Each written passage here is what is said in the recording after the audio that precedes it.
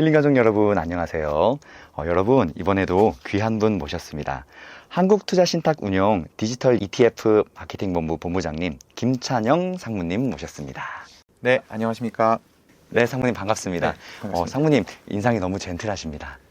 인상이 무섭지 않나요? 아니에요. 너무 말끔하세요. 오늘 그 주식에 대해서 많은 이야기 부탁드립니다. 아유, 불러주셔서 고맙습니다. 네.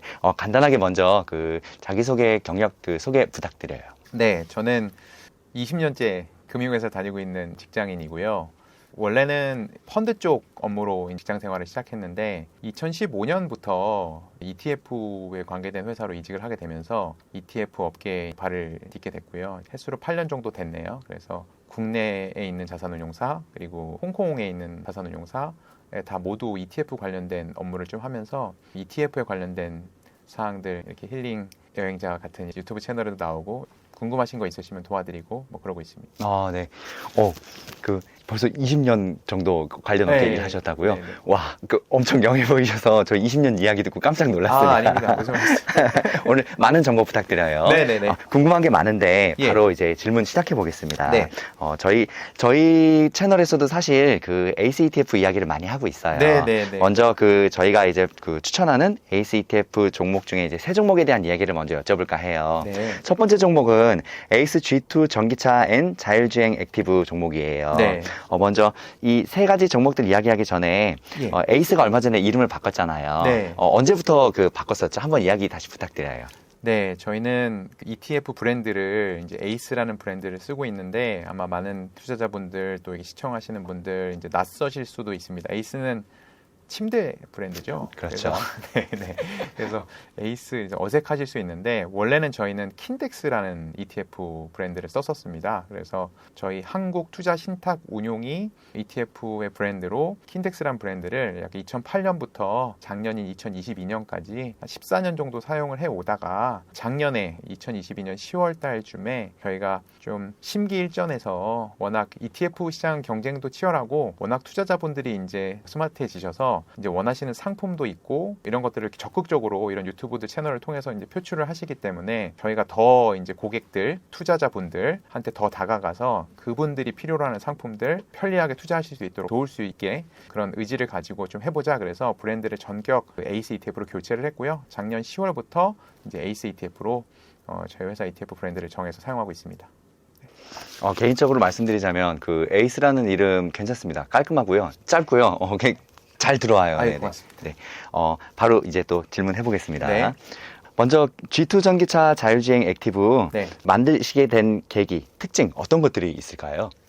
일단 이 ETF 같은 경우는 원래 원류가 이 펀드 상품이 있었습니다. 저희가 한국투자신탁운용의 간판 펀드 중에 하나인데요. G2 전기차 이제 펀드가 하나 있습니다. 한 10년, 20년 전에는 이렇게 ETF가 막 인기를 끌기 전까지는 펀드로 보통 투자를 많이 하셨는데 막 인기 있는 역사적인 펀드들이 좀 있었죠. 미래에셋의 디스커버리 펀드, 인디펜던스 펀드, 신한봉주르 차이나 이런 펀드들, 전설의 펀드들이 있거든요. 네. 막 누구나 한 번씩 사보셨던 펀드들이 있는데 그 펀드들도 이제 명멸을 거쳐서 최근에는 펀드 규모들이 다 좀 작아졌어요. 그런 펀드들이 다. 어떤 펀드가 1조 원 이상의 자금을 모은 펀드가 거의 없거든요, 요즘은. 지금 생존해 있는 펀드 중에 1조 원 이상의 AUM이라고 하는데 전체적인 수탁고 펀드에 투자하신 분 자금이 1조 원이 넘는 펀드가 현재 제가 알기로 4개밖에 없습니다. 그 4개 중에 하나인 펀드, 바로 한국투자신탁운용 G2 펀드이고요. 워낙 많은 분들이 사랑해 주셨어요. 그래서 이 펀드를 ETF로 좀 내서 또 이제 퇴직연금 계좌에서도 편리하게 언제든지 실시간으로 매매도 하실 수 있게도 하고 더 ETF 하시는 분들도 편리하게 좀 접근하실 수 있게 해보자. 그래서 그 펀드를 모태로 이제 ETF로 이제 만든 게 저 배경이라고 볼 수 있고요. 워낙 인기 있었던 라면이 있다고 하면 보통 이 봉지라면이 있다고 하면 사발면으로도 만들잖아요. 완전 공감됩니다. 네, 그래서 아주 인기 있는 라면을 신라면이 있다고 하면 신라면을 컵라면으로 만든 거다. 뭐 이렇게 좀 이해하시면 될 것 같습니다. 펀드에서 ETF로 이제 재탄생된 그런 예. 종목이란 말씀이시죠? 맞습니다. 네. 구성 종목은 또 어떻게 되나요? 네, 구성 종목은 ETF의 컨셉을 좀 설명을 해드려야 될 것 같은데 요즘 워낙 전기 자동차, 전기차에 관련된 상품들이 워낙 많아요. ETF가 뭐 전기차라는 이름을 달고 있는 상품들도 있지만 뭐 2차 전지라는 상품도 있고 복잡합니다. 근데 저희는 어떤 특정한 섹터라고 저희는 하는데 분야나 혹은 뭐 지역이나 미국, 중국의 전기차 이렇게 특정하게 이제 이렇게 시야를 좀 좁혀서 가면 장기 투자하는데 좀 무리가 있겠다고 좀 생각을 했습니다. 그러니까 물론 단기적으로 본인의 전망이 맞아서 특정 지역의 특정 섹터가 주가가 많이 올라서 수익을 볼 수는 있겠지만 펀드나 ETF라는 게 그렇게 단타인 경우도 있지만 중장기적으로 특히 전기차 같은 경우는 앞으로의 세상이 계속 바뀌어 나갈 테니까요. 계속 꾸준히 투자하신다고 그런 투자자분들이 많다고 저희는 판단을 했기 때문에 좀 범위를 좀 넓혀봤습니다. 그래서 지금 보시면 G2가 이제 미국하고 중국 말하는 거거든요. 미국하고 중국에 있는 기업들, 말씀드린 대로 미국이나 중국으로 한정짓지 않고 전 세계에서 이제 전기차 업계를 이끌어 나가는 두 개의 나라에 상장되어 있는 주식 중에서 전기차 자율주행 액티브, 이름이 좀 복잡하죠. 정확히 딱 전기차에 관련된 투자라기보다는 전기차도 포함하지만 최근에는 반도체나 챗 GPT 나오면서 이제 자율주행 자동차도 앞으로의 뭐 반도체의 수요를 엄청나게 많이 발생시킬 거다 이렇게 하면서 자율주행에 대한 얘기도 많이 나오고 있는데 자율주행도 포함하고, 그리고 마지막으로는 이제 플랫폼, 한국에는 이제 우버가 활발하지 않지만 해외에 나가면 우버 택시라고, 또 미국에 가면 리프트도 있고 브랜드가 다양하지 않습니까? 그런 플랫폼이 지금 약간 처져 있긴 한데 향후에는 당연히 이제 전기차로 다 전환이 되고 자율주행이 되고 나면 집에서 자동차를 소유하는 것보다 공유하는 자동차 시대가 열릴 거기 때문에 이렇게 긴 관점에서 긴 시계열을 가지고 투자하시는 분들은 이렇게 넓게 범위를 넓혀서 지역도 넓히고 섹터도 넓혀서 이렇게 투자하시는 게 좋겠다라고 구성을 했고요. 그래서 중국이나 미국 종목들이 위주로 편입이 되게 되는데 전기차 하면 바로 떠오르시는 기업들 당연히 테슬라 포함되고요. 중국에는 뭐가 떠오르실까요? 뭐 CATL이라고 하는 배터리 업체도 떠오르실 거고요.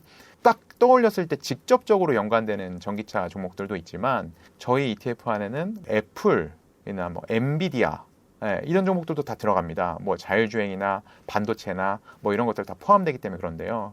중국 기업들 중에서도 이제 바이두라는 기업도 이제 검색 엔진 하는 이제 중국의 네이버라고 하지 않습니까? 이런 기업들도 다 이제 전기차 자율주행 테마에 포함되기 때문에 말씀드린 대로 범위를 넓혀서 시야를 넓혀서 투자를 해서 한 60여 개 종목에 전체적으로 미국과 중국 종목 중에 그 전기차와 자율주행과 플랫폼에 포함되는 기업들을 포함해서 투자하고 있다. 한 종목이 너무 많은 비중을 차지하면 또 그것도 장기적인 투자에 있어서는 리스크이기 때문에 한 종목의 투자 비중을 이제 4%로 제한을 해서 4%까지만 한 종목에 투자할 수 있게 그렇게 좀 구성이 되어 있는 ETF라고 보시면 될 것 같습니다. 구성이 아까 그 말씀해 주셨던 이야기 중에 기억에 남는 게 네. 좁은 분야 섹터의 투자보다는 포괄적으로 넓은 분야에 전반적으로 투자를 한다는 개념으로 이해를 하면 된다는 말씀이시죠. 네네네. 다만 또 이 구성 종목 중에 아무리 그 비중이 많은 기업도 4%가 넘지 않는다는 거. 네, 맞습니다. 고루 분산되어 있다는 말씀이시죠? 네, 맞습니다. 자동으로 분산 투자가 가능하겠죠. 예, 맞습니다. 네, 알겠습니다. 그러면 수수료와 운용 보수 어떻게 되나요? 네. 일단 ETF는 투자를 해보시는 분은 아시겠지만 수수료하고 보수가 좀 다른데, 수수료 같은 경우는 ETF를 사거나 혹은 팔거나 그런 시점에서 이제 증권사에 내시는 수수료거든요. 근데 대부분 조금 발품을 파시거나 요즘 발품을 안 팔고 손품을 파셔도 증권사 중에 가급적 이제 수수료가 적거나 없는 곳으로 투자하시면 수수료는 없으실 것 같고, 보수라고 하는 거는 증권사가 받는 돈이 아니라 그 ETF를 보유하고 있는 동안 저희가 이제 ETF를 사신 분들을 대신해서 그 자금을 받아서 주식을 나눠서 말씀드린 CATL이나 테슬라나 이런 종목들을 사드리지 않습니까?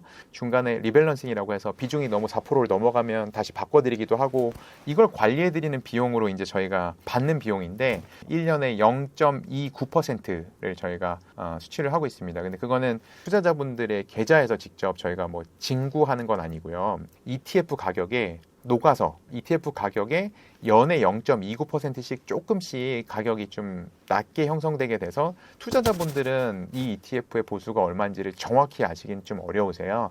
기본적으로 내가 1년을 투자했다고 하면 0.29% 정도, 이거는 투자한 돈의 비용으로 이제 운용사에서 차감돼서 가져간다, 이렇게 이해하시면 될 것 같습니다. 제가 예를 들어서 0.29%라고 아까 G2 전기차 ETF의 보수를 말씀드렸는데 365일을 투자하셨을 때 0.29%가 이제 발생을 하는 거고요. 6개월을 하셨다, 투자를. 그러면 0.145%가 되겠네요. 그 정도 비용만 나간다고 생각을 하셔야 됩니다. 그래서 그냥 사셨을 때 0.29%가 그냥 발생을 하는 게 아니라 내가 투자를 해서 ETF를 6개월 동안 가지고 있는다고 하면 0.145%를 비용으로 내게 된다 이렇게 이해하시면 조금 더 정확하게 이해를 하신 걸로 생각하셔도 될 것 같습니다. 방금 이제 운용보수에 대한 이야기 해주셨는데 0.29%요? 네. 거의 신경 안 써도 되는 수준인 것 같아요. 네네네. 네, 그 ETF도 경쟁이 되다 보니까 이런 운용보수나 수수료를 일반 우리 개인 투자자들이 거의 생각하지 않아도 될 정도로 많이 낮아졌더라고요. 네네네. 보니까. 네네. 네. 알겠습니다.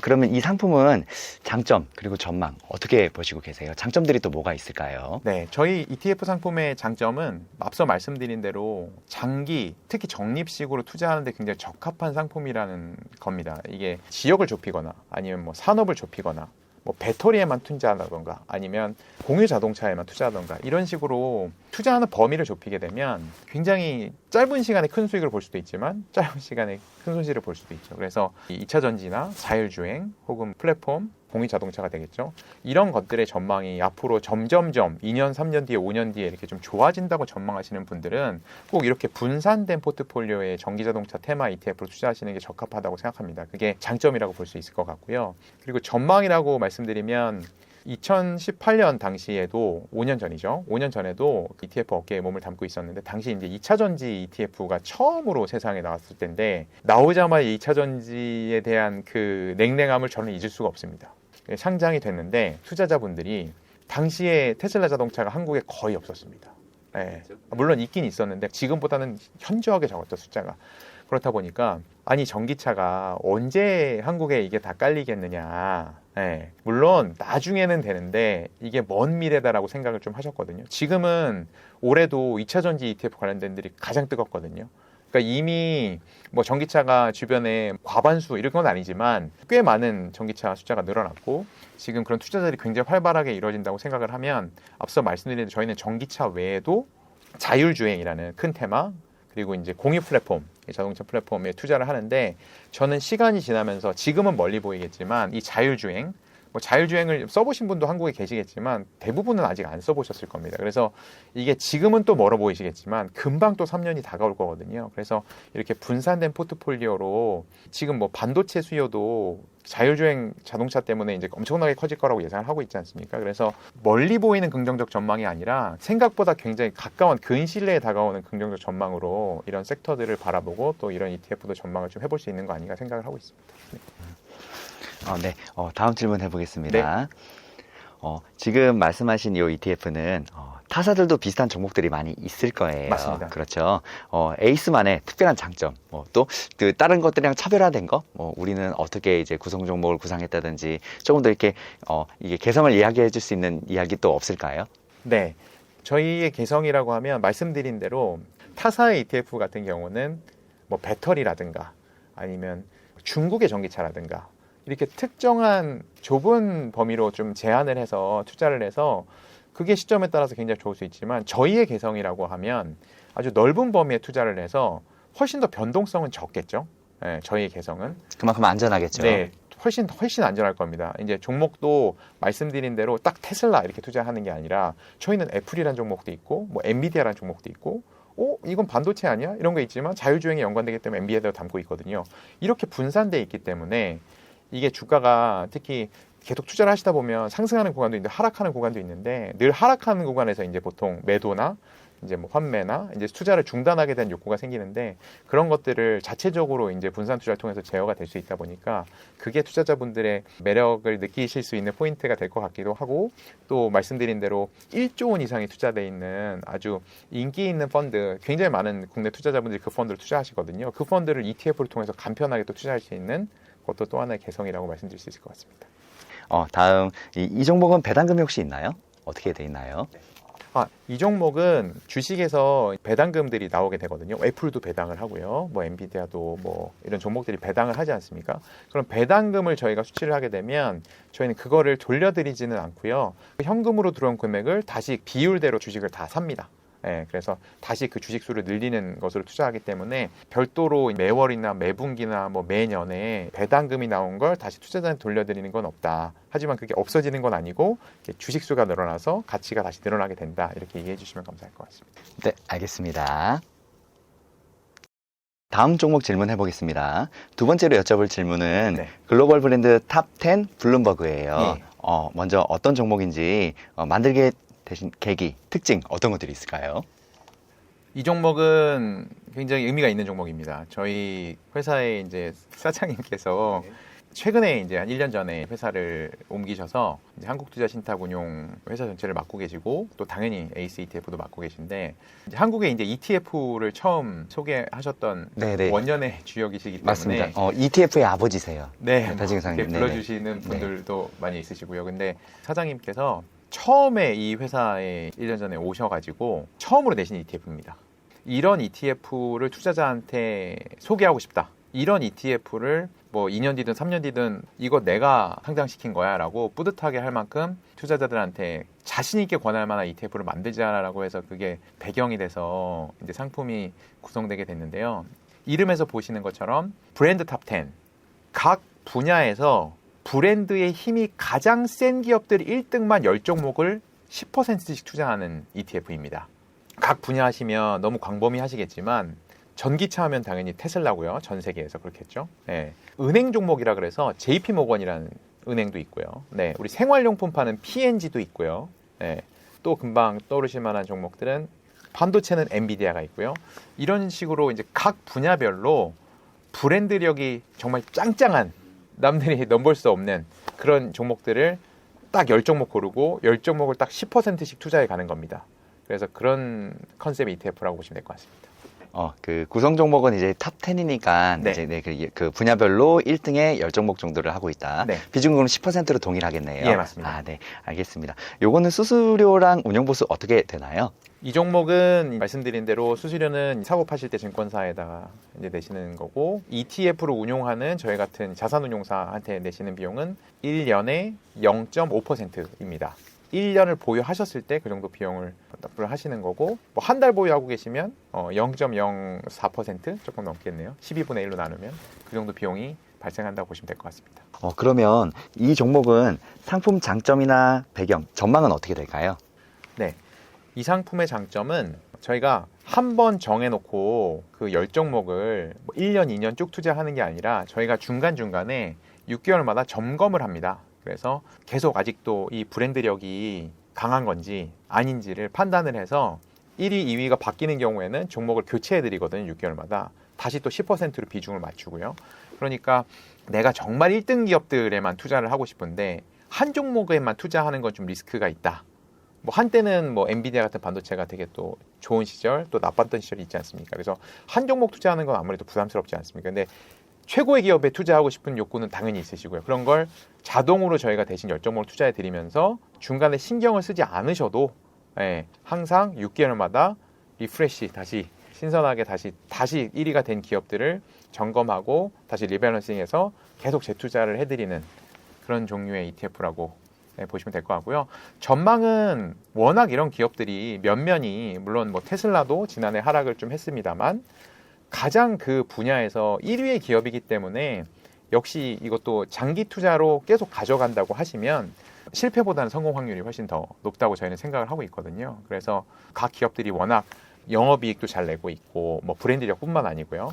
워낙 앞으로의 이제 미래 산업이라고 하죠. 앞서 뭐 전기차나 자율주행이나 이런 데도 다 간접적으로 다 관여가 돼 있기 때문에 향후에도 지속적으로 이런 기업들이 지배력을 계속 가져가고 또 지배력을 잃는 순간이 온다면 저희가 또 다른 1위 종목을 교체를 해드리기 때문에 그런 밝은 전망 하에서 계속 이런 1위 기업들에 투자하는 것이 좋은 투자의 선택지라고 생각하고 있습니다.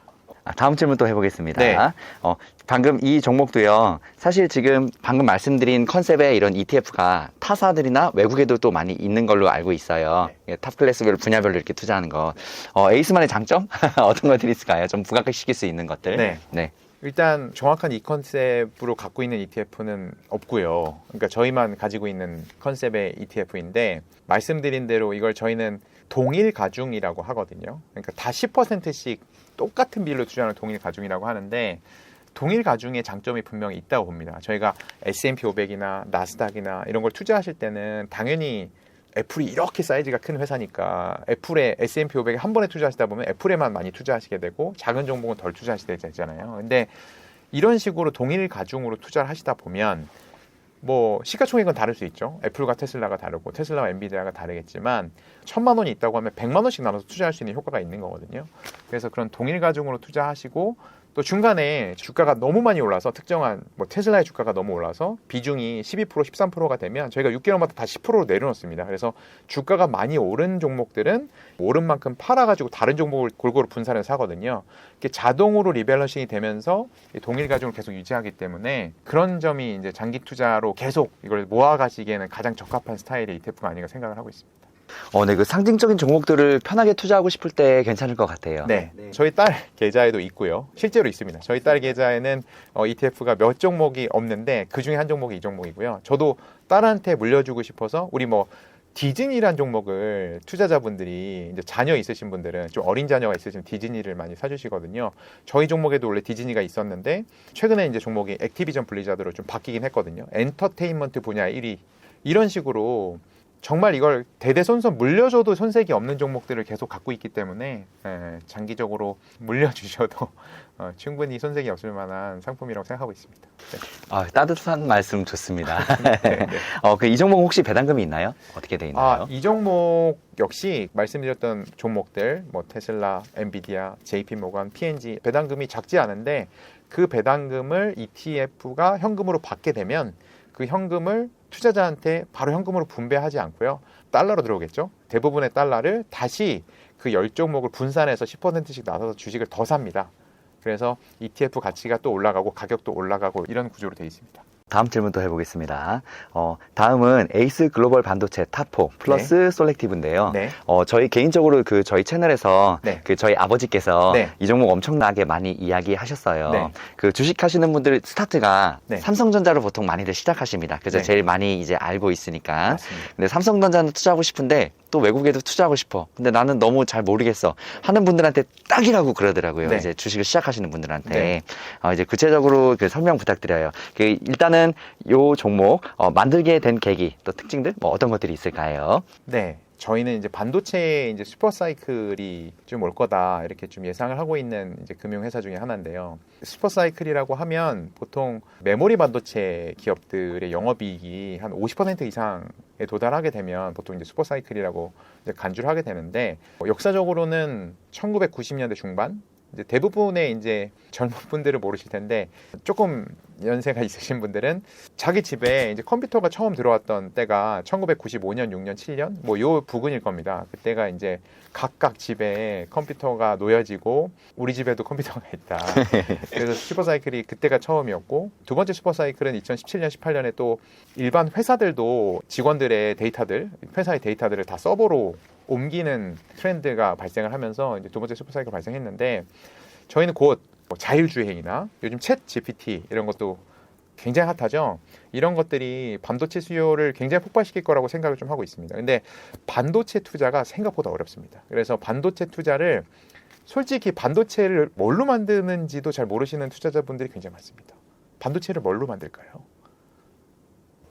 일부러 정지하고 있는 거예요. 네, 반도체는 네네. 실리콘으로 보통 네. 만드는데 그래서 샌프란시스코를 이제 실리콘밸리라고 하지 않습니까? 네, 그 맞습니다. 실리콘이 이제 반도체의 역사적인 성지 같은 곳이 샌프란시스코이기 때문에 실리콘밸리라고 하는데 이렇게 반도체는 사실 우리가 삼성전자라는 회사 때문에 반도체 하지만 사실 굉장히 모르는 게 많습니다. 그리고 공부하기가 굉장히 복잡합니다. 근데 저희는 간편하게 반도체 산업 전체에 투자할 수 있는 ETF를 만들어 드리고 싶었어요. 반도체가 요즘 뭐 유튜브 보다 보면 전문가들이 워낙 많으셔서 뭐 메모리, 비메모리, 파운드리, 반도체 장비 뭐 이렇게 막 분야도 다양하고 전혀 다른 일을 하는 것 같기도 하고 막 뭐 대만엔 TSMC가 있고 뭐 삼성전자 막 복잡하지 않습니까? 각자 주력 분야도 다르고 잘하는 분야도 다르거든요. 근데 저희는 반도체 역시 특정한 섹터나 어떤 산업 분야에 국한해서 투자를 하면 장기적으로 투자하는 데 문제가 있다고 봤습니다. 네.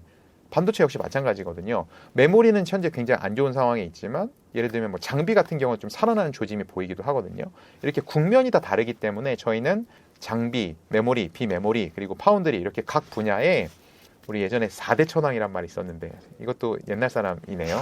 예전에 홍콩 영화배우 중에 4대 천왕 이렇게 불렀는데 4개의 4대 천왕 주로 투자를 하는 것이 반도체에 골고루 분산 투자하면서도 역시 1등 기업에 투자하는 거기 때문에 훨씬 더 안정적인 투자가 가능하다 이렇게 좀 생각을 해서 ETF는 기본적으로 주식 종목을 구성할 때 10종목 이상으로 구성을 해야 하거든요. 4종목으로 구성이 안 됩니다. 그래서 네 종목에는 80%를 투자하고요. 나머지 그거보단 좀 덜 중요한 종목들 6종목을 이제 20%를 채우는, 그렇게 해서 10종목, 반도체 10종목에 투자하는 ETF를 만들게 됐고요. 그게 이제 저희는 글로벌 반도체 탑4, 회사에서는 글반포라고 부르고 있습니다. 아, 네, 글로반포로. 네, 글반포 ETF라고 설명드릴 수 있을 것 같습니다. 아, 네. 네. 방금 이제 비유 이제 좋게 얘기해 주셨는데, 네. 이런 생각이 드네요. 방금 전에 말씀하셨던 글로벌 브랜드 탑10 블룸버그의 반도체 버전. 뭐, 이렇게 생각해도 괜찮을 것 맞습니다. 같아요. 반도체 버전입니다. 구성 종목에 대해서 이제 구체적으로 여쭤보려고 하는데, 네. 사실 저희 채널에서도요, 아마 저희 채널을 몇 번 보셨던 구독자분들은 구성 종목을 이미 다 알고 계실 거예요. 그렇죠. 저희가 많이 말씀드려갖고, 네네. 한 번 더 그 구체적으로 말씀해 주시겠어요? 네.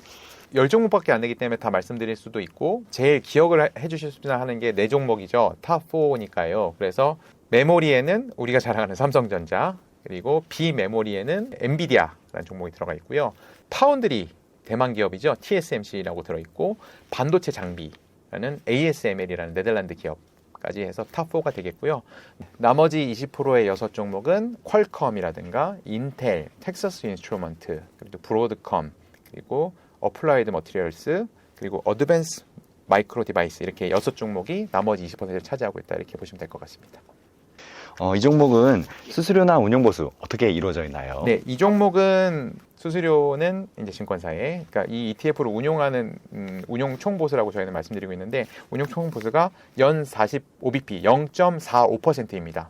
그래서 1년을 투자하시게 된 경우, ETF를 1년 동안 보유하시게 된 경우 운용회사의 비용으로 내시는 게 0.45% 정도다, 이렇게 이해하시면 될 것 같습니다. 그러면 이 종목의 상품의 장점과 전망에 대해서 여쭤보고 싶은데, 이렇게 질문해도 되겠네요. 네. 반도체 뭐 분야의 장점과 전망? 같이 이렇게 한번 어떻게 얘기해 주시겠어요? 네. 이 종목에, 네. 각각의 집에 컴퓨터가 들어왔던 시절에 반도체 수요가 폭증을 해서 당시에 반도체 관련된 기업들이 이익이 굉장히 급증했던 구간이 곧 다시 올 거라고 생각하기 때문에 굉장히 밝은 전망을 예상을 하고 있고요. 그러다 보니까 뭐 반도체 수요가 굉장히 빠르게 증가할 거고, 반도체 관련된 기업들 이익이 증가할 거라고 예상이 되고 있습니다. 말씀드린 대로 반도체가 주가적으로 굉장히 좋은 국면에서도 온도차가 항상 있습니다. 그 메모리, 비메모리라든가 아까 말씀드린 파운드리라든가, 이게 다 똑같은 시간에 같은 좋은 시절을 구가하는 게 아니라 각 분야마다 다른데, 반도체에 투자를 한다고 할 때 어디를 시점을 맞춰가지고 이제 메모리 투자해야지, 이제 장비에 투자해야지, 이걸 맞추기 굉장히 상당히 어렵습니다.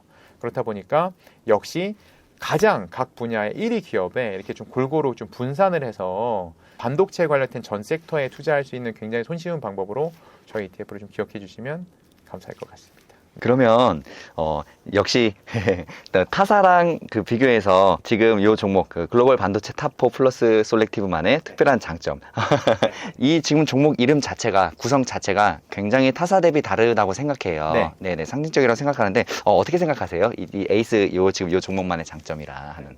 저희는 이제 투자자분들이 이렇게 막 레버리지나 인버스나 이렇게 막 그 시점을 맞춰서 투자 시점에 이제 오를 거야, 이제 팔아야 돼, 이런 거보다는 주식을 모으라고 하지 않습니까, 보통. 그래서 여유 자금을 가지고 당장 뭐 3개월 뒤에 써야 될 돈으로 빨리 돈을 벌어야지, 이거보다는 조금이라도 여유 있는 자금을 꾸준히 투자하셔서 이제 성과를 보시는 게 확률적으로도 더 높고 저희가 바람직한 투자 방법이라고 생각하는데, 그러다 보니까 반도체 기업들 중에서 가장 1등이 되는 기업들, 각 분야 1등이 되는 기업들에 꾸준히 투자하는 게 중요하다고 생각을 해서 엔비디아나 삼성전자나 TSMC, 뭐 ASML, 역시 이 종목들도 바꿀 수 있습니다. 중간에 종목 교체가 가능하고요. 근데 이렇게 1등 종목들의 투자 비중을 높이는 집중 전략이 굉장히 중요하다고 생각하거든요. 그래서 타사에 있는 ETF들이 반도체 관련된 아주 많은 기업들에 분산된 ETF가 주로였다면, 가장 대장주, 가장 1등주에 집중 투자하는 컨셉으로, 그러면서도 반도체 섹터에 골고루 분산해서 투자하는 방법으로 또 힐링 여행자에서도 이렇게 많이 소개해 주신 거라 저희는 그렇게 믿고 있습니다. 네, 방금 중요한 포인트 이야기해 주셨는데, 대장주 반도체에 집중 투자하는 것이 장점이고, 맞습니다. 그리고 또 하나 중요한 얘기 해주더라고요. 주식은 꾸준히 투자하라는 거. 맞습니다. 네네, 좋은 말씀 감사합니다. 네. 말씀드린 에이스의 세 종목에 대해서 얘기해 봤는데, 혹시 저희 채널에서 이렇게 선정한 종목들 말고도 또 안전한 ETF 혹시 추천해 주실 거 있으실까요? 네. 지금까지는 사실 주식이 들어간 ETF들을 이제 많이 설명을 드렸던 것 같고요. 조금 더 안정적으로 꾸준히 투자할 수 있는 방법은, 물론 지난해에는 주식과 채권이 모두 다 안 좋은 굉장히 독특한 해였긴 하지만, 주식과 채권을 섞어서 분산해서 투자하는 게 굉장히 안정적으로 투자하시는 정석 같은 거라고 저희는 생각을 하고 있습니다. 그래서 굳이 내가 주식과 채권을 따로따로 고르지 않고 투자하실 수 있게 채권 혼합형 상품, 주식 비중이 상대적으로 좀 적고요. 뭐 예를 들면 30% 정도, 그리고 대신 채권 비중은 뭐 70% 정도, 이렇게 상대적으로 많은 이제 주식과 채권의 3대치를 이렇게 혼합을 한 ETF들을 많이 소개해드리고 있는데, 그 중에 한 두세 종목 이제 좀 소개해드리면 좋을 것 같은데, 첫 번째 종목은 엔비디아 채권 혼합이라는 종목입니다. 네. 엔비디아라는 종목은 뭐 잘 아시겠지만 뭐 반도체 관련 종목이고 변동성이 굉장히 큰 종목입니다. 그렇죠. 네. 네. 그래서 시점을 잘 고르신 분은 짧은 기간 수익을 엄청 많이 내실 수도 있지만 또 작년처럼 좀 힘든 구간을 보내시고 나면 큰 손실을 보실 수 있기 때문에 변동폭이 크게 되면 사실 장기 투자하기는 굉장히 어려워집니다. 네. 멘탈이 어렵죠. 그렇죠. 예, 관리가. 멘탈이 어렵죠. 정확히 말씀해 주셨고요. 투자를 해보시고 손실을 해서 손절매를 해보신 분 정확히 아는데 뭐 5%, 10% 내려가면서 아 나는 이제 손실을 보고서라도 이거를 손절매라고 하죠. 이제 매도를 하고 싶다는 욕구가 커지는 구간이 이제 그 변동성이 커져가는 구간이거든요. 그렇게 해서 중간에 어쩔 수 없이 그 심리적인 걸 이기지 못해서 투자를 끊어버리면 그 뒤는 이제 수익률은 굉장히 좀 안 좋게 이제 흐르게 되죠. 그래서 이렇게 엔비디아라는 장래가 유망한 종목이긴 하지만 워낙 변동성이 크면서 이제 장기적으로 좀 좋은 전망을 가지는 종목들은 약간 주식이 원액이라고 하면 물을 좀 섞어줘야 됩니다. 우리 뭐 커피 원액이나 홍초 원액 한 번에 그냥 쭉 드시면 너무 쓰거나 시지 않습니까? 그래서 홍초 원액을 그냥 먹으면 안 되고 홍초 원액에 물을 70% 정도 타지 않습니까? 그래서 타면 시원하고 좋잖아요. 저는 그런 개념이 엔비디아 채권 혼합이라고 해서 저희 ETF는 ETF 안에 엔비디아 종목을 순수하게 실제 엔비디아 종목을 30%를 집어넣고 70% 정도는 저희 국내 채권을 집어넣어서 투자를 하고 있거든요. 요즘은 국내 채권도 워낙 수익률이 좋은 구간이라 엔비디아가 좀 하락하는 구간에서도 이 채권의 이자 수익으로 또 그걸 좀 만회가 되기도 하고요. 이렇게 섞어 놓으면 변동폭이 확실히 줄어들기 때문에 내가 장기적으로 뭐 1년, 2년, 3년 계속 매달 투자하기가 훨씬 더 수월하게 활용하실 수 있는 상품이다 이렇게 말씀드릴 수 있고, 같은 개념으로 3대7 주식을 섞어 놓은 개념의 ETF가 두 가지가 더 있는데 뭐 자매품 같은 정도 되겠네요. 네. 그래서 그 아까 엔비디아가 들어갔던 30% 자리에 저희가 S&P 500을 넣어놓은 상품도 있고요. 나스닥 100을 넣어놓은 상품도 있습니다.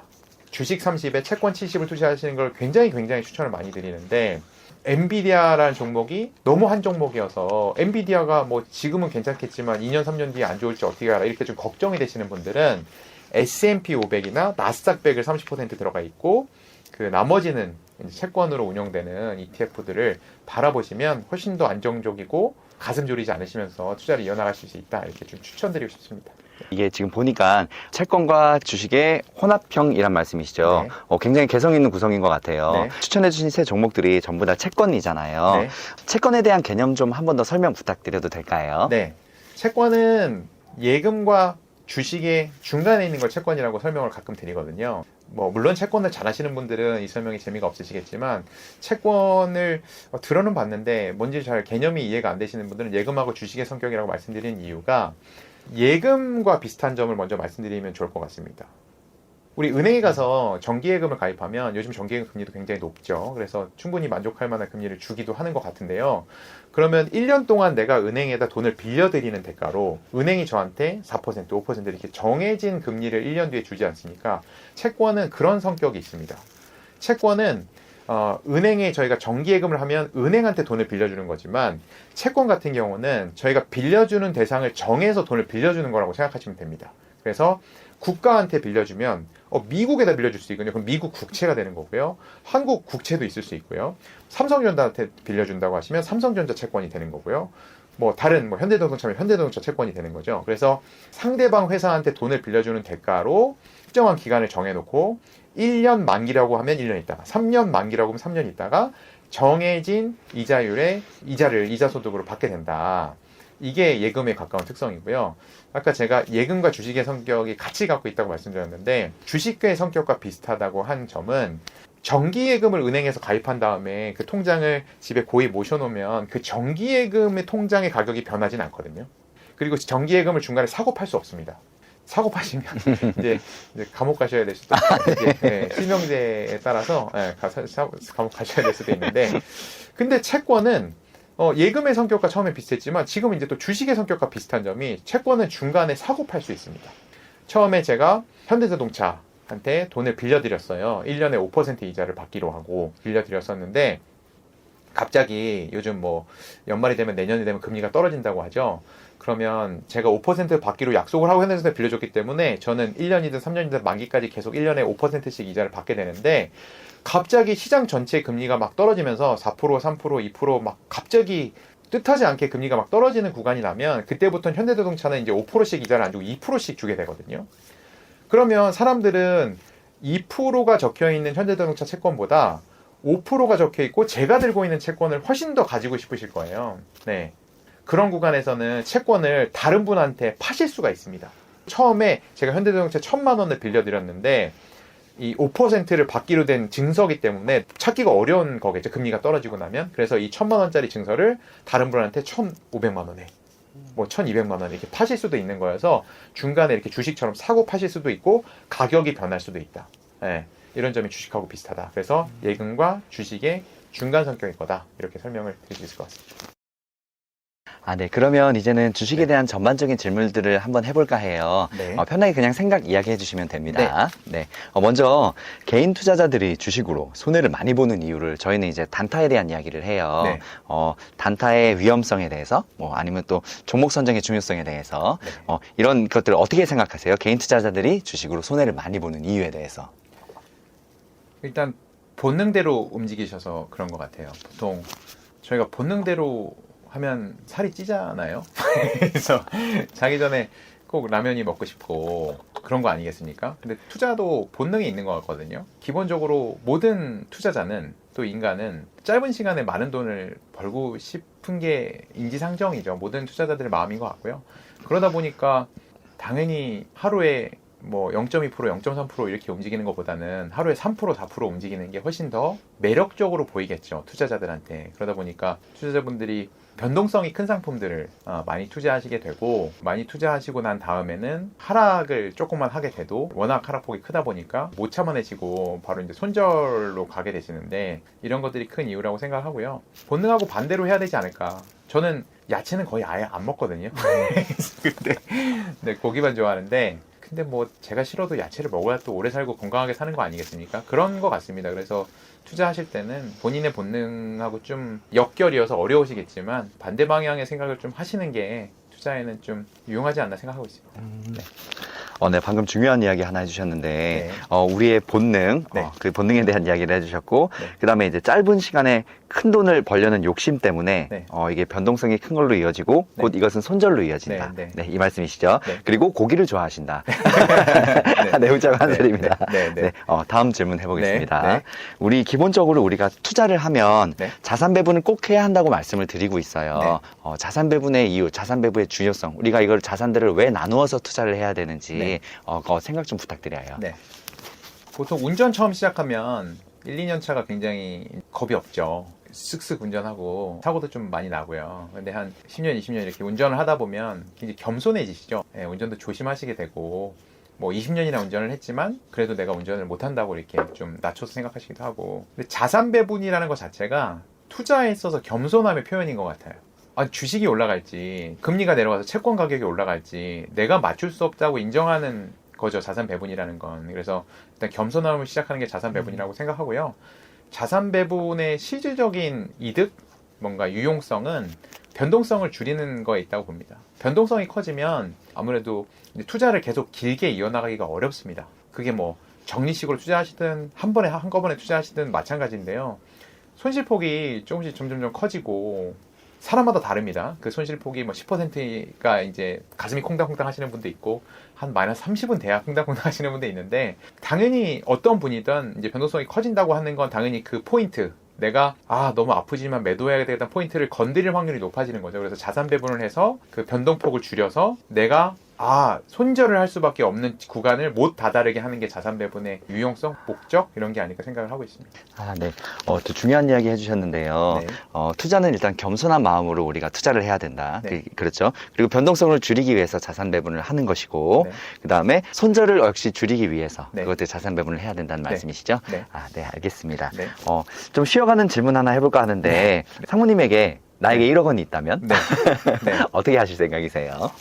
그러니까 저는 일단 제가 앞서 설명드린 ETF들이 있었는데 그 ETF들을 워낙 사랑하기 때문에 그런 ETF들 위주로 투자할 것 같은데 제가 사전에 사실 질문을 주셨기 때문에 제가 좀 생각을 좀 해봤습니다. 그래서 제 포트폴리오는 ETF로만 한번 꾸며본다면 저는 일단 주식에다가 한 50%를 투자할 것 같아요. 주식 50% 중에 첫 번째 20%는 글로벌 브랜드 탑10이라는 ETF.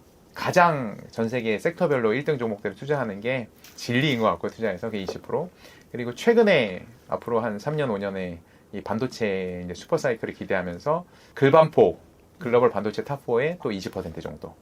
그리고 저희가 올해는 또 독특하게 선진국, 미국만큼 신흥국도 작년에는 미국만 좀 달리는 장이었지만 작년, 재작년 말씀드리는 겁니다. 전체적으로 미국이 주목받는 장이었다고 하면 이제 올해부터는 이제 신흥국도 주목을 받는 때가 올 거라고 저는 생각하고 있는데 그런 의미에서 저는 베트남, 저희 회사에 베트남 VN30이라는 ETF가 있는데 베트남 주식에도 한 10% 정도 투자를 하고 싶다. 그렇게 50%를 채울 것 같고요. 나머지 50%는 채권과 금으로 채우고 싶습니다. 그래서 채권 ETF의 30% 그리고 금 ETF의 20%. 근데 채권 ETF 같은 경우는 저는 요즘 이제 그걸 바벨 전략이라고 하는데 바벨이라고 하시면 이제 저같이 이렇게 등치 큰 역도 선수가 이렇게 드는 양쪽에 추가 달린 이렇게 드는 바벨을 생각하시면 되는데 채권 중에서도 이제 단기 채권과 장기 채권이 있거든요.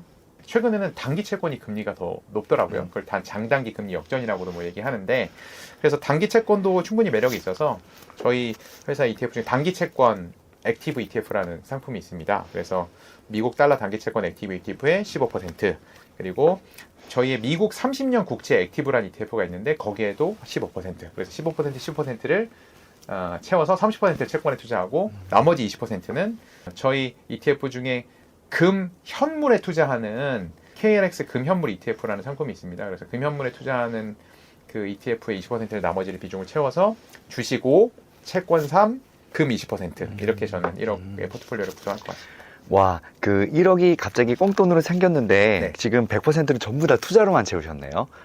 네네. 아주 또 그 이제 자산 제품으로 알뜰하게 그 자산 배분을 해서 네네. 고기도 안 사 드시고 전부 다 투자로.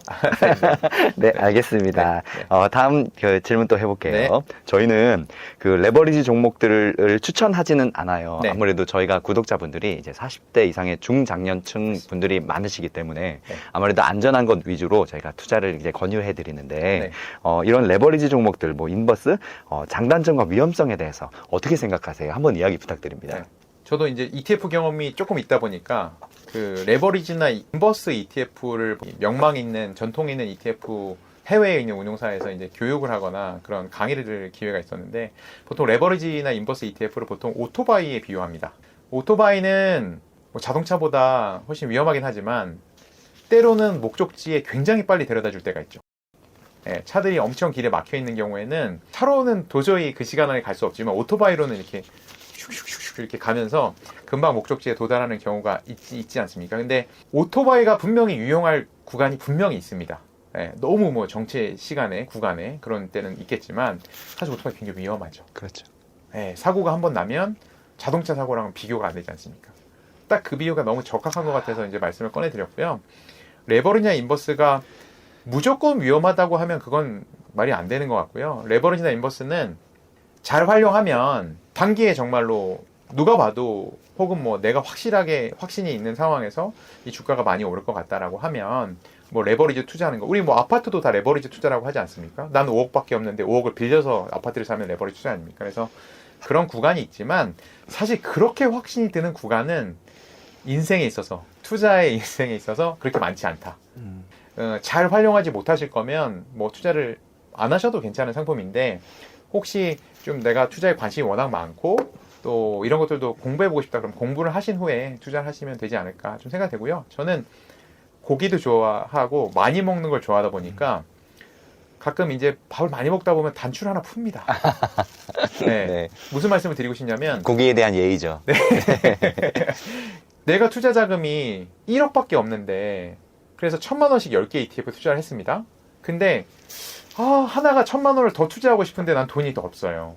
이런 경우에는 다른 투자하는 ETF를 금액을 줄이고 그걸 레버리지로 바꾼 다음에 돈을 여유 있는 현금을 만들어서 다른 데 투자하실 수 있거든요. 그런 투자자분들 많습니다. 그건 되게 현명한 거거든요.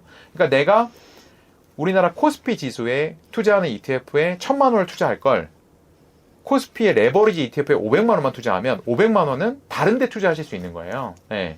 그런 식으로 단추를 풀어서 조금 더 고기를 먹는 것처럼 그렇게 활용하실 수도 있기 때문에 다시 정리해서 말씀드리면 공부를 좀 하시고 이렇게 활용하면 좋겠다라고 좀 생각이 정립이 되시면 그렇게 필요하신 때 활용하면 좋을 것 같다. 말씀드릴 수 있을 것 같습니다. 굉장히 좋은 비유 얘기해 주셨는데 네. 이 지금 레버리지나 인버스를 오토바이에 비유해 주셨네요. 네. 꼭 필요한 구간이 있지만 네. 잘못된 경우에는 엄청난 사고로도 이어질 수 있다는 거. 네. 네, 정확한 비유신 것 같습니다. 네, 다음 질문 해보겠습니다. 네. 삼성전자가 네. 한국에서만 원화로 살 수 있잖아요. 예. 예를 들어서 우리 같은 경우는 한국 사람이니까 그냥 원화로 사면 되는데 네. 외국인 투자자분들은 이제 한국 시간에 맞춰서 네. 한국 원화로 환전을 해서 네. 해야 되는 굉장히 불편한 과정이 있어요. 네. 그래서 이거를 미국의 ADR을 설정하면 편할 텐데 왜 안 하냐 네. 이런 이야기들이 많이 있다고 하더라고요. 혹시 어떻게 생각하세요? 일단 그 질문의 정확한 답은 삼성전자가 해드려야 될 것 같은데 제가 삼성전자가 네네. 삼성전자 대신해서 하니까 부담이 되긴 하는데 일단 ADR이라는 것은 기본적으로 삼성전자 같은 경우는 본국인 한국에 이제 주식을 보관을 하고요. 그 주식을 보관한 증서를 이제 미국에서 이제 거래하는 개념이 ADR인데요. 당연히 이제 미국에 있는 미국인 투자자분들이 훨씬 더 삼성전자에 접근하기 쉽고 더 쉽게 삼성전자를 사고 파실 수 있게 해서 뭐 투자자가 더 접근 편의성이 좋아지는 장점이 있는 대신에 지금 한국에도 SK텔레콤이나 뭐 신한금융지주나 뭐 이런 회사들이 ADR로 상장된 걸로 제가 알고 있습니다. 지금 네. 거래가 되고 있고요, 실제로. 네. 한 10종목 정도 됐던 것 같아요. 지금도 그럴 겁니다. 비슷할 텐데. 또 SK텔레콤이란 종목을 ADR을 관리하던 분이 지인분이 한 분 있으셔가지고 제가 얘기를 들었는데 사실 SK텔레콤이란 종목이 미국에서 그렇게 거래가 잘 안 되거든요. 미국의 ADR로 거래를 하는 대가로 삼성전자가 지켜야 될 제도가 있습니다. SEC라고 이제 증권 관련된 이제 감독 기관이 있겠죠. 한국의 금감원 같은 그 ADR을 미국에 상장해서 거래하게 하려면 삼성전자가 지켜야 되는 이제 부담 이런 건 굉장히 많은데 알고 있습니다. 네. 대신 그거를 대비해서 미국에서 활발하게 거래가 될 거냐 이거를 아마 비교하지 않았을까. 이미 해외에 이제 외국인 투자자분들 중에 삼성전자를 사고 싶은 분들은 이미 수년 전부터 그걸 원화로 바꿔서 한국에서 투자하는 거에 익숙해져 있으시거든요. 근데 그분들이 굳이 달러로 이렇게 바꿔서 그냥 ADR을 사게 할 만한 동인과 아까 말씀드린 삼성전자의 그런 부담, 그런 부담들을 비교해서 아직은 상장이 되지 않은 게 아닐까라고 조심스럽게 저는 생각은 하고 있습니다. 네. ADR 상장 같은 경우는 이제 외국인 그 투자자들의 접근성을 높일 수는 있어서 이제 선택을 많이 받을 수는 있지만 네. 기업에서 그만큼 안고 가야 되는 리스크가 또 많다고 하더라고요. 네네네. 그죠? 이제 뭐 기업 경영에 이런 것들을 완전히 또 맞습니다. 투명하게 공개해야 되기 맞습니다. 때문에 네. 그런 게 부담이 돼서 또 그렇다는 얘기도 들었습니다. 네, 맞습니다. 네. 다음 질문 해보겠습니다. 네. 2차 전지, 지금 특히 한국 시장의 2차 전지가 엄청나게 지금 핫해지고 있는데 네. 2차 전지 산업의 미래 어떻게 보시고 계세요? 가장 정해진 미래 중에 하나죠. 그러니까 누가 승자가 되는지가 관건인 거지. 2차 전지가 점점 더 다양한 분야에서 활용이 되고 당연히 이제 자동차도 계속 전기차화 돼가니까요. 그래서 산업 전체에 대한 전망은 저는 굉장히 밝은 전망을 예상을 하고 있고요.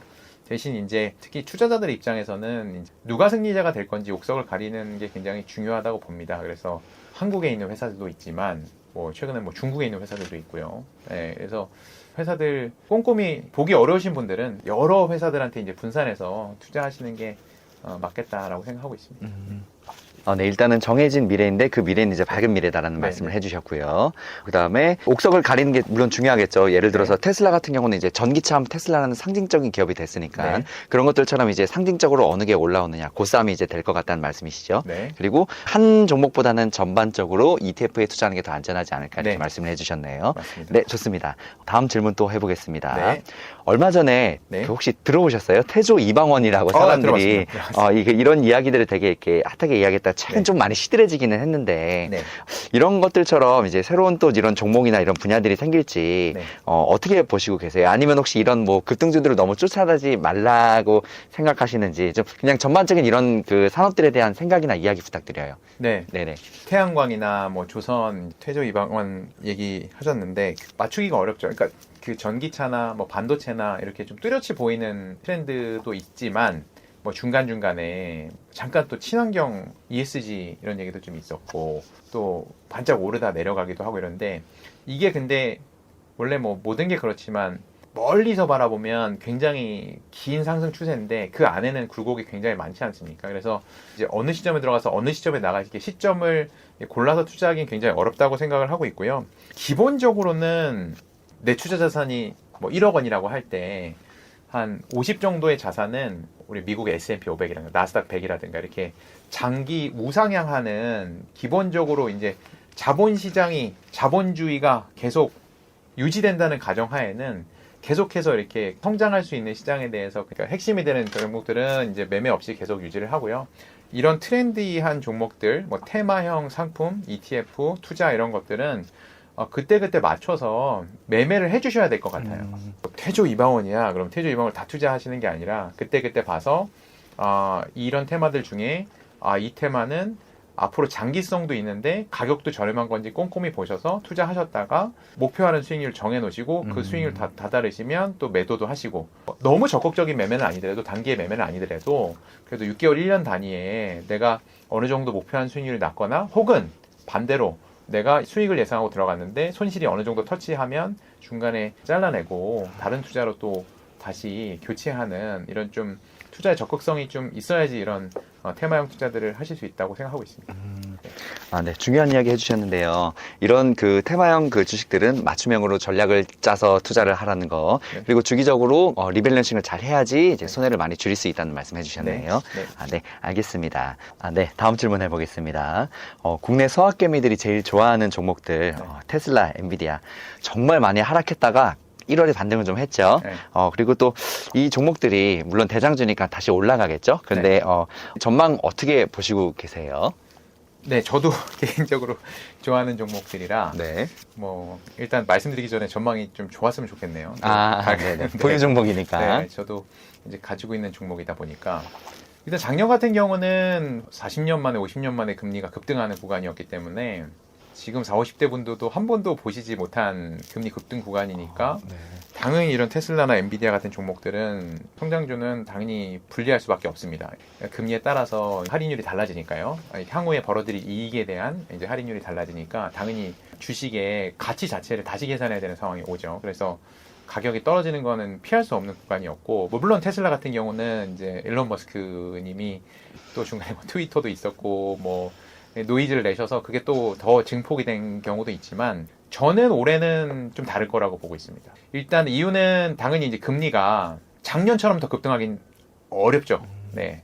이건 자신 있게 말할 수 있을 것 같습니다. 금리가 추가로 더 올라갈 수는 있을지언정 작년 같은 각도로 금리가 더 올라가는 구간은 사실 그러면 경기 자체가 버텨내기가 어려울 겁니다. 그래서 이미 센 거를 작년에 맞았기 때문에 금리에 대한 게 굉장히 많이 예방주사 차원에서 이제 면역이 돼 있기 때문에 조금 어느 정도 그 부분에 대한 문제가 좀 없을 것 같고요.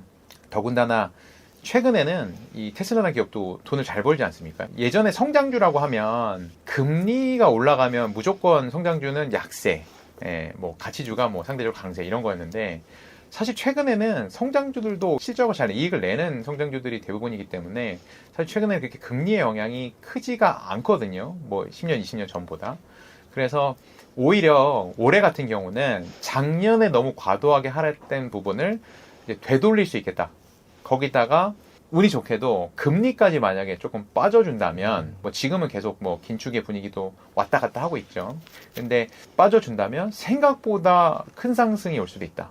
저는 그렇게 생각하고 있습니다. 그래서 정리해서 말씀드리면 금리가 이 상태로 유지가 된다고 해도 작년에 워낙 큰 금리 인상을 맞았기 때문에 잘 버텨낼 수 있다. 그리고 행여 금리가 좀 인하되는 국면으로 간다면 시장 금리가 내려가는 국면에 간다면 아마 예상보다 큰 다시 되돌림의 상승을 또 맞이할 수도 있다 이렇게 저는 예상하고 있습니다. 네. 그 금리가 거의 종착점에 왔기 때문에 이제 작년에처럼 금리에 대한 그 주식의 리스크는 좀 덜 할 것 같고, 네. 그다음에 주식이라는 게 이제 하락이 많은 만큼 이제 상승폭도 더 커질 거라는 말씀이시죠? 네. 네, 알겠습니다. 네. 다음 질문 해보겠습니다. 네. 너무 기본적인 질문인데, 네. 미국 주식시장과 한국 주식시장, 어떠한 차이가 있는지, 좀 기본적인 이야기 한번 부탁드려요. 네. 네.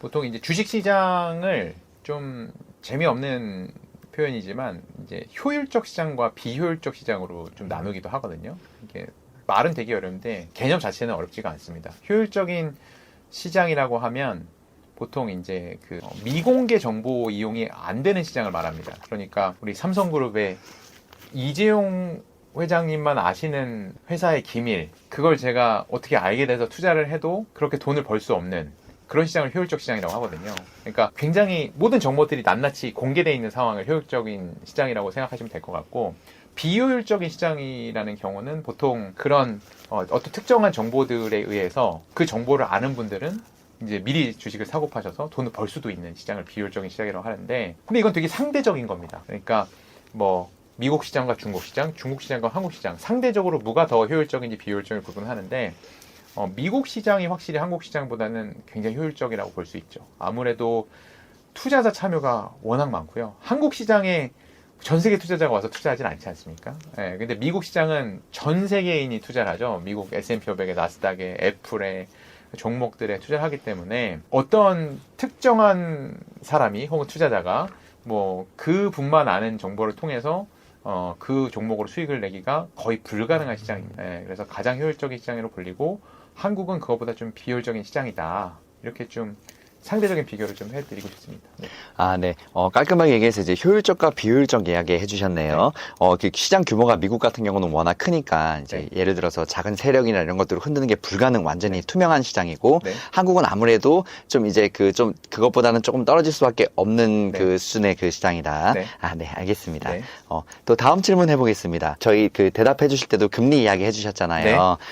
금리와 주식시장의 상관관계. 사실 그 금리만 어느 정도 잘 파악해도 주식의 전반적인 흐름을 알 수 있다고 하더라고요. 그래서 이 질문을 한번 드려봤어요. 어떻게 생각하세요? 네. 금리와 주식시장은 요즘은 이제 시장의 금리가 떨어져야지 주가가 오르는 것처럼 뭐 여겨지기도 하지만, 사실 금리가 오르는 구간에 주식시장이 급등하는 경우가 더 많거든요. 그래서 일률적으로 저희가 뭐 금리와 주식시장이 반대다 혹은 뭐 같은 방향이다 이렇게 말씀드리는 거는 조금 정확한 설명은 아닌 것 같고요. 기본적으로 이제 금리라는 것이 유동성에 영향을 미치기 때문에 그걸 통해서 이제 주식시장에도 영향을 미친다라고 설명을 드릴 수 있을 것 같아요. 그래서 그러니까 각 국가마다 혹은 뭐 시장마다 그 나라의 성장이라는 게 있는데요. 좀 성장이라는 개념이 뭐 하실 수 있지만, 뭐 중국의 뭐 GDP 성장률이 뭐 5%, 베트남의 GDP 성장률이 8% 이렇게 나라가, 국가가, 지역이 성장을 하는 성장에 걸맞는 금리 수준이라는 게 있습니다. 근데 그 성장보다 너무 낮은 금리를 유지하면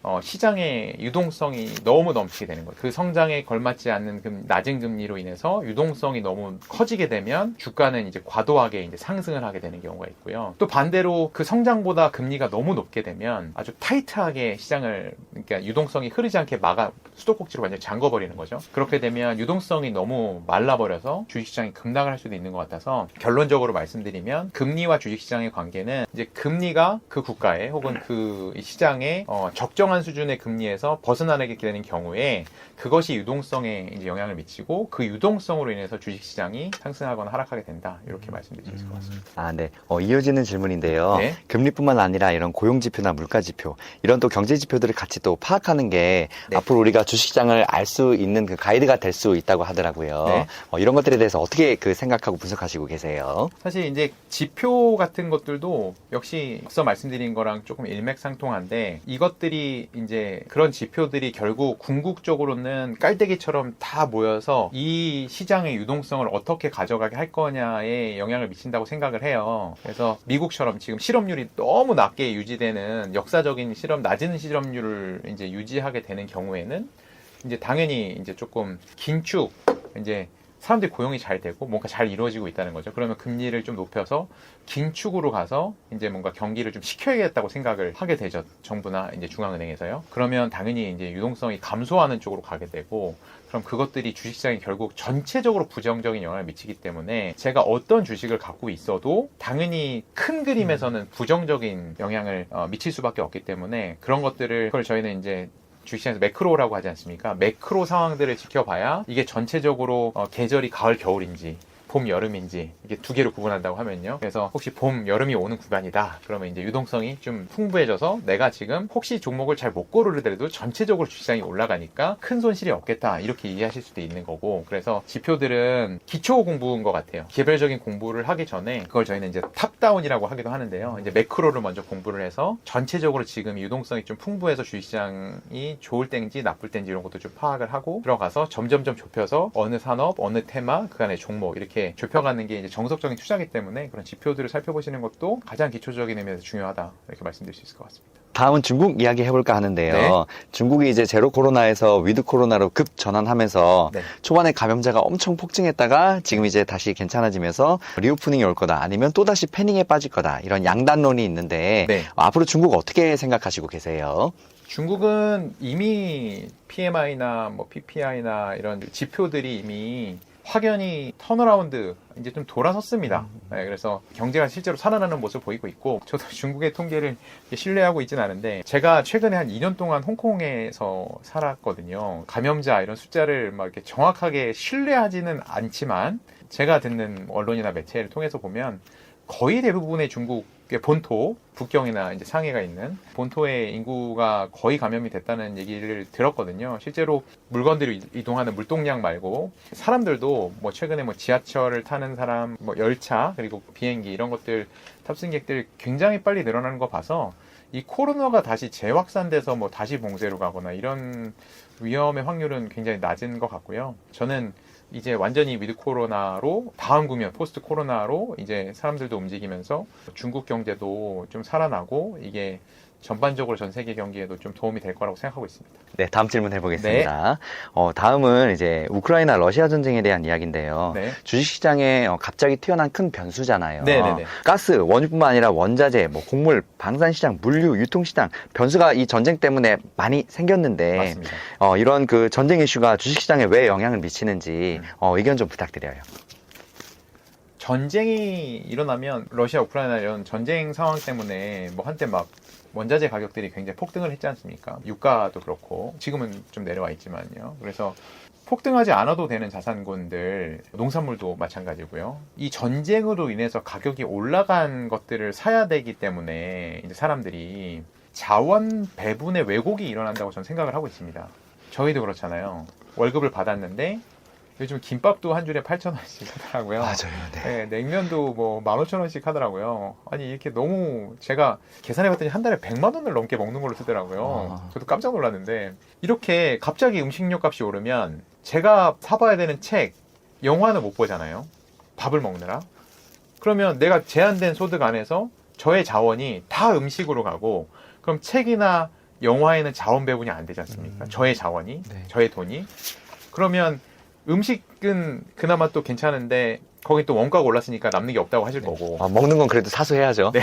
네. 근데 영화나 책, 제가 안 사보는 영화나 책은 저만 그런 게 아니라 이제 전체적으로 그렇죠, 사람들이. 그럼 영화나 책 산업은 완전히 무너지게 되는 거거든요. 그래서 전쟁으로 인해서 가야 될 곳에 돈이 못 가고 자원이 이제 배분이 안 되면서 당연히 이제 그런 산업들이 이제 붕괴되고 그러면서 이제 주식 시장에도 노이즈가 생기게 된다, 영향을 미치게 된다, 이렇게 생각하고 있습니다. 네, 알겠습니다. 다음 질문 해보겠습니다. 네. 그 주식들 꼭지점이 2021년 말이었잖아요. 네. 하락장 전까지 특히 뭐 미국 기술주 대장주들 엄청나게 상승했다가 네, 네. 그만큼 또 많이 빠졌잖아요. 많이 네. 올라갔었으니까. 최근에 1월 달에 다시 또 그 반등을 했다가 다시 또 빠지고 있는데 네. 기존에 있는 대장주들이 계속 재상승을 이어갈지 아니면 또 새로운 분야의 다른 종목들이 생길지 어떻게 또 생각하세요? 전반적으로는 저희는 이제 기술 성장주보다는 올해도 작년과 비슷한 흐름으로 일률적으로 뭐 가치주 이렇게 얘기하면 너무 범위가 넓긴 하지만 실적 기반의 탄탄한 기업들이 조금 잘 갈 것 같다. 꿈을 먹는 예전에 테슬라란 종목을 PDR이라 그랬나? 이제 드림 레이셔라고 PER이 아니라 네, 맞아요. 저 그 얘기 들었어요. 네, 네네. 그것도 1, 2년 된 것 같네요. 네네. 장밋빛 미래만 있고 실제로 지금을 돈을 못 버는 기업들은 사실 올해도 좀 힘들 것 같고요. 성장주 중에서도 IT 성장주 중에서도 실적 기반이 있고 이익을 충분히 내고 있는 회사들은 올해 더 도드라지게 보이면서 작년에 이제 하락했던 하락분을 굉장히 많은 폭 만회하거나 혹은 더 이상 상승할 수도 있다 생각을 좀 하고 있습니다. 다음 질문 해보겠습니다. 네. ETF에 대한 이제 전반적인 개념에 대해서 여쭤보고 싶은데 네. 많이들 알고 계시겠지만 ETF가 펀드보다 또 이런 단일 종목보다 매력적인 것들, 네. 분산 투자에 관한 이야기겠죠? 네. 어떻게 생각하시고 계세요? 우리나라 개인 투자자분들이 보통 이제 주식을 개별 종목으로 투자하신다고 하면 10종목 투자하기 굉장히 어렵습니다. 네. 그렇죠. 네, 고르기 쉽지 않죠. 네, 10종목 이상 있으신 분들은 보통 본인이 갖고 있는 주식을 정확히 기억하지 못하시는 분들이에요. 그냥 좋은 종목이라고 하면 그냥 조금씩 사놓으시는 분들은 자녀가 10명이 넘으면 이름을 기억 못한다고 하잖아요. 그러니까 너무 많으면 애가 아예 그런 분들 아니면 대부분 종목 수가 뭐 3종목, 5종목 뭐 이 정도가 끝이실 거예요. 왜냐면 저도 사실 여러 종목에 분산해서 투자하는 게 본능적으로 끌리는 건 아니거든요. 네. 그렇죠. 네네. 네, 당연히 아니, 이 종목이 더 좋을 것 같으면 여기다 몰빵을 해야지 왜 이걸 나눠서 투자하나 이런 생각도 하시게 될 것 같고요. 근데 ETF는 이런 본능적으로 자기가 시야를 좁혀서 투자하는 어떤 특정한 종목에 특정한 섹터에 지역에 투자하는 거를 좀 미연에 방지해 줄 수 있는 굉장히 좋은 수단이다라고 생각을 하겠습니다. 자동으로 분산 투자가 그렇죠. 되니까요. 네네. 기본적으로 주식에 투자한다고 해도 당연히 10종목 이상 분산하게 되고 보통 뭐 50종목, 100종목씩 이렇게 들어있거든요. 그래서 개별 종목에 투자하시는 것보다 분명히 짜릿하진 않으실 거예요. 변동폭이 막 크지가 않으니까. 근데 앞서 말씀드렸다시피 변동폭이 큰 게 결국 투자 성공이나 투자의 이제 수익률에 있어서 크게 도움이 되지 않는다. 그래서 사실 개별 주식보다는 ETF를 좀 적극적으로 활용하는 게 그 한 번의 투자 행위에는 개별 주식이 좋을 수 있습니다. 근데 꾸준히 계속 투자를 나이 들어서까지 계속 이어나가시게 될 경우에는 분명히 ETF 투자가 훨씬 더 저는 유용한 수단이라고 생각하고 있습니다. 네. 그 ETF를 이제 안전장치의 개념으로 이야기해 주셨네요. 네. 네, 좋습니다. 그 ETF 시장이 계속 늘어나고 있는데 앞으로도 더 확장되겠죠? 어떻게 이렇게 많이 이제 확장될 거라고 보세요? 지금 현재 한국의 ETF의 전체 시장 규모가 한 90조 원 정도 되는데요. 저희는 뭐 한 3년 정도만 지나도 이게 뭐 더블 한 200조 이렇게 커질 거라고 생각을 하고 있고요. 지금보다 더 빠른 속도로 ETF 시장이 확장될 거라고 생각을 좀 하고 있습니다. 개인 투자자분들 요즘 ETF에 관심을 보여주고 계시지만 ETF 실제로 투자해보신 고객분들은 당연히 과반수가 되지 않고요. 여전히 ETF를 접해보지 않으신 투자자분들이 훨씬 더 많으시다고 생각을 하고 있고 최근에는 기관 투자자분들도 적극적으로 ETF 투자를 검토하시기도 하고 나서시기 때문에 ETF 투자가 점점 더 확장이 될 거라고 생각을 좀 하고 있습니다. 네. 지금 이야기해 주신 그 말씀 중에서 갑자기 또 궁금한 게 생겼는데 네. 그 기관 투자자분들은 규모가 또 일단 어마어마하잖아요. 네. 기관 투자도 예전에는 이제 단일 종목 위주로 했는데 네. 최근에 이제 ETF로 많이 또 이제 그 열려 있는 투자를 또 하신다는 말씀이신가요? 네, 기관 투자자분들 중에 상당수가 이미 개별 종목 투자를 포기하셨고요. 네, 그러니까 개별 종목을 투자해서 이제 성과를 내시기가 이게 쉽지가 않으시죠. 그래서 그렇죠. 네. 예, 뭐 우리가 아는 큰 뭐 국민연금이나 이런 기관 투자자분들도 이제 적극적으로 ETF 투자로 많이 전환을 하고 계시고 그렇기 때문에 다른 뭐 그보다 규모가 작은 기관들도 차례대로 이제 ETF 투자로 좀 선회해서 개별 주식 종목 투자를 좀 줄이시고 ETF 투자를 늘리는 모습을 저는 현장에서 지금 지켜보고 있습니다. 에이스 ETF 관계자로서 제가 좀 조심스러운 질문인데 네. 반대로 ETF 투자할 때도 주의할 점이 있을 거잖아요. 그죠? 네, 네. 어떤 점이 있을까요? ETF 투자하실 때 주의할 점은 투자하시기 전에 좀 공부를 하셔야 된다는 점이에요. 네. ETF가 처음 들으신 분들은 낯서시겠지만 또 조금 접하시다 보면 2차 전지 투자하면은 2차 전지 ETF고 태양광에 투자하시면 태양광 ETF고 뭐 이렇게 간단하게 생각을 하시는데 안에 있는 종목들이 어떻게 구성이 되는지 그리고 그 종목들은 어느 시점에 종목이 바뀌는지 사전에 투자하시기 전에 공부를 하셔야 되는데 그렇지 못한 경우가 굉장히 많습니다. 우리 서점에 가서 책 고를 때도 보통 표지를 보고 제목이 확 끌리거나 이런 책을 사지 않습니까? 그래서 그 책 사들고 와서 집에 가서 후회한 적 되게 많으시잖아요. 그래서 ETF도 결국은 투자 상품이기 때문에 요즘은 워낙 유튜브나 이런 것들이 잘 돼 있기 때문에 공부를 충분히 하시고 하시는 게 가장 주의할 점이다. 이렇게 말씀드릴 수 있을 것 같습니다. 아, 네. 다음 질문 해보겠습니다. 지금까지 이제 나름 이런 주식과 경제 전문가가 되셨는데 네. 어떻게 공부했고 어떤 분야에 관심을 갖고 살았고 어떻게 열심히 살아서 이 자리까지 오셨는지 네. 그 살아오신 이야기 해주세요. 그 동기부여 관점으로. 아. 네. 동기부여 관점이라고 하면 네. 생각나는 장면이 있는 것 같아요. 제가 고등학교 다닐 때 이제 선생님께서 동기부여를 하느라 저를 포함한 학생들한테 얘기를 해주셨거든요. 공부를 열심히 해도 안 되는 친구들은 밤에 잠을 자지 말아라. 이렇게 말씀을 하셨어요.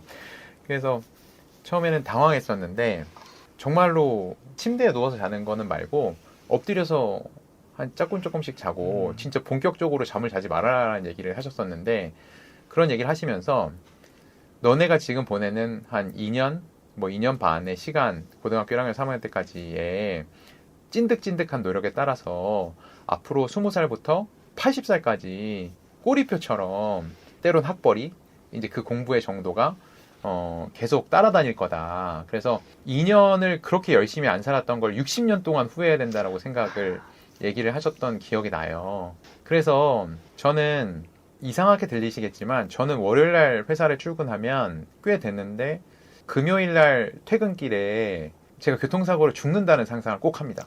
아침에 출근길에.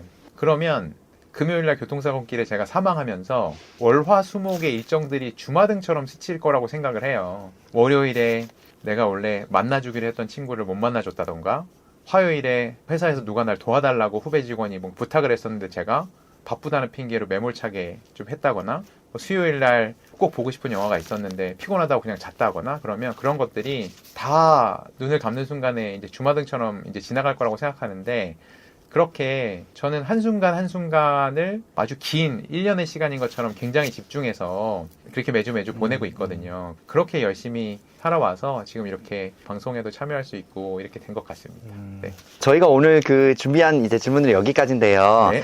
마지막으로 김찬현 상무님에게 투자란 무엇인가요? 그 투자의 이제 명언 이런 걸 가끔 보는 거 되게 좋아하는데, 네. 저는 투자에 있어서 조급해지면 지는 거다. 이렇게 생각하고 있습니다. 투자가 실패하는 대다수의 이유는 이게 기한이 있는 투자들이에요. 제가 언제 찾아도 되는 돈? 진짜 제가 이게 없어지더라도 문제가 없는 돈은 사실 실패 확률이 그렇게 높지 않거든요. 네. 근데 꼭 기한이 있어서 내가 연말까지 투자한다거나 혹은 뭐 짧게는 다음 달까지 투자한다거나 이런 것들은 꼭 이게 하락을 동반하면서 네, 꼭 투자의 실패로 이어지는 경우가 많더라고요. 그래서 투자에 있어서는 항상 본인이 조급하시면 더욱더 노력을 해서 덜 조급해지려고 노력을 꾸준히 하셔야 되는 투자 활동이다. 이렇게 좀 생각을 하고 있습니다. 네. 차분하고 긴 호흡으로 투자하라는 말씀이시죠? 네. 명심하겠습니다. 네. 네, 오늘 준비한 내용 여기까지입니다. 네. 김찬영 상무님 오늘 나와주셔서 너무 감사합니다. 불러주셔서 고맙습니다. 네, 또 뵙겠습니다. 감사합니다. 고맙습니다. 네.